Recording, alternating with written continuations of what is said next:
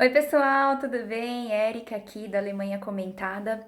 Hoje eu vim trazer um assunto que eu acho que é desconhecido para muita gente, muitas outras pessoas conhecem, mas muita gente não conhece ainda, que é o ID 2020 ou Identificação 2020. Eu vou começar a dar uma introdução aqui para vocês terem mais ou menos uma noção do que se trata esse projeto. O projeto ID 2020 ele tem por meta a identificação de uma pessoa globalmente legível e biometricamente inequívoca, ou seja, ela não vai ser confundida, não vai haver erros na identificação dessa pessoa. Basicamente, ele serve para o monitoramento da população global, além das fronteiras nacionais. O objetivo: devemos nos identificar com o rosto, com a nossa íris, com a nossa impressão digital e sermos capazes de liberar algumas informações ou dados para determinadas autoridades quando for requisitado.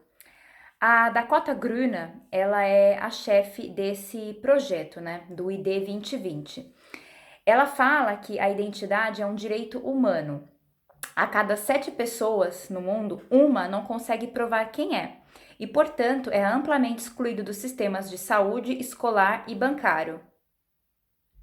Por outro lado, há uma proliferação de identidades virtuais na internet, que os fraudadores online e traficantes de seres humanos usam, enquanto os passageiros de voos cumpridores da lei estão sujeitos a horas de verificações. Uma identidade digital reconhecida globalmente resolveria esses problemas. A ideia, gente, por trás, ela parece muito interessante, ela parece assim bem atrativa, mas vamos ler um pouquinho mais a respeito. Eles colocaram aqui também um exemplo do que eles já estão implementando para ver se esse tipo de identificação funciona. É o projeto Identidade Digital do Viajante Conhecido, ou abreviado, né, o KTDI, que visa possibilitar viagens sem documentos. É um projeto piloto que está tendo início agora, em 2021, que são viagens sem passaporte entre o Canadá e a Holanda. Primeiro, os usuários precisam salvar os seus dados biométricos, todos eles, especialmente os seus rostos, para que possam ser reconhecidos nos pontos de verificação. Os viajantes também fornecem dados pessoais como local de residência, histórico do cartão de crédito. Gente, para que você quer saber o histórico do cartão de crédito de uma pessoa? O que ela gasta, onde que ela compra, com o que, né, que ela está envolvida? Isso é espionagem. O Christoph Wolff, né, que é o chefe desse projeto, ele fala: se esse sistema for usado por um determinado período de tempo, as passagens de fronteiras anteriores também serão salvas, e isso, é claro, aumenta a credibilidade porque você pode disponibilizar mais dados validados. Ou seja, eles querem guardar nessa sua identidade digital os lugares que você já viajou, que você já passeou, para ter assim uma ideia, para passar uma credibilidade, dizer que você é um turista seguro, que você não é um terrorista, nem nada disso. Só que eu acho que existe uma implicação étnica aí, porque você pode muito bem fazer diferenciação de pessoas. Pessoas que vêm de um determinado local não podem entrar e de outras podem. Então você vai criando subclasses, você vai dividindo o nosso mundo mais do que ele já está dividido. O parceiro do ID 2020, Bill Gates, por exemplo, falou a respeito, né? E ele diz que ele é a favor de que, por exemplo, a prova de vacinação do corona seja um requisito para viagens internacionais, que é o que a gente já tem visto aí, o passaporte verde em Israel. Agora aqui, né, a Ursula von der Leyen, que é presidente da União aqui, né, do Conselho Europeu, tem falado abertamente sobre esse tipo de coisa. Em entrevista ao TED Conferences, o Bill Gates solicitou uma carteira de vacinação digital em base biométrica. Isso permite que as câmeras das autoridades de fronteira verifiquem se a pessoa foi vacinada somente analisando o rosto delas. Em uma etapa posterior, essas informações também podem fazer parte de uma identidade digital. Eu não acho que é numa etapa posterior, tá, gente? Eu acho que é numa etapa já agora. No Conselho de Ética aqui da Alemanha, entretanto, esse assunto é um pouco controverso, gente.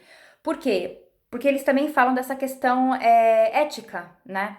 Desses cartões, que eles conseguiriam justificar a imposição, né? Mas ao mesmo tempo isso levaria a um tipo de discriminação massiva, uma classe de vacinados e não vacinados, né? Geraria aí conflitos sociais. Só que o Conselho de Ética também concorda com o Bill Gates que se houver uma carteira de vacinação, ela tem que ser à prova de falsificação. Então, o meio digital seria a melhor maneira, né, a melhor solução para que não houvessem falsificações. Agora, vamos lá. Quem são os apoiadores, né? Os financiadores do ID 2020? A Fundação Rockefeller, se você entra no site deles, você vai ver lá, né? A Rockefeller Foundation.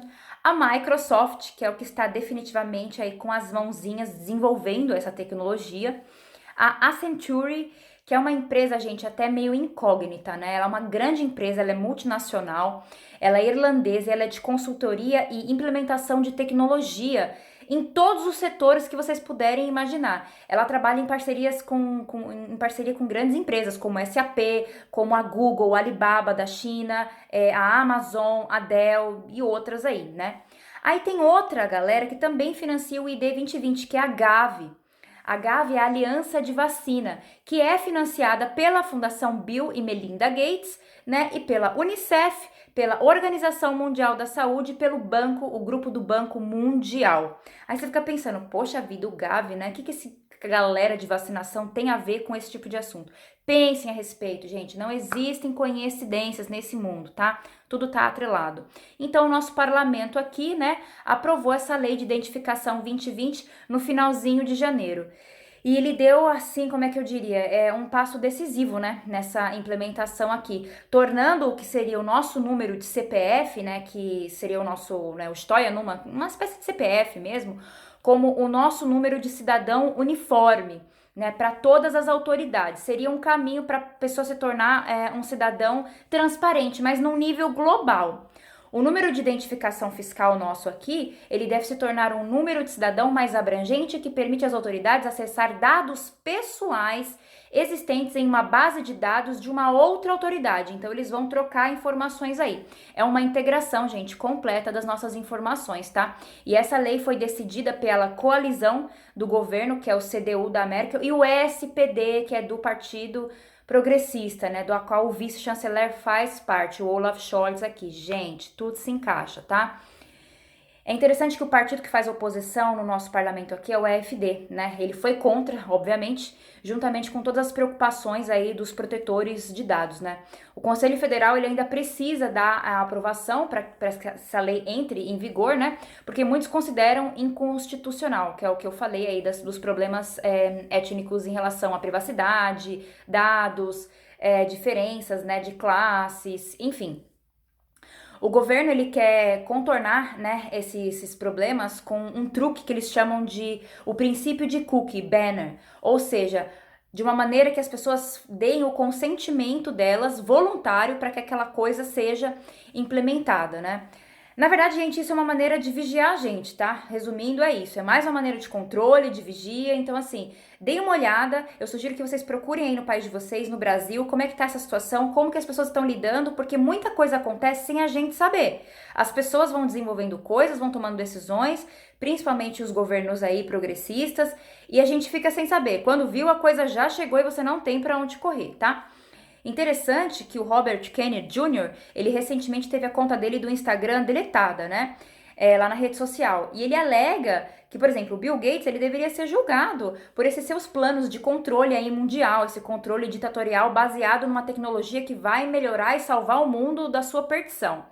Percebam, né, a mão desse cidadão aí, gente, em todos os aspectos ou em todos os âmbitos que mexem aí com a segurança das pessoas, que é o que diz respeito à sua identidade, às mudanças climáticas, à saúde. Então, prestem muita atenção, gente, porque essas mudanças, elas são graves, elas são permanentes, tá bom?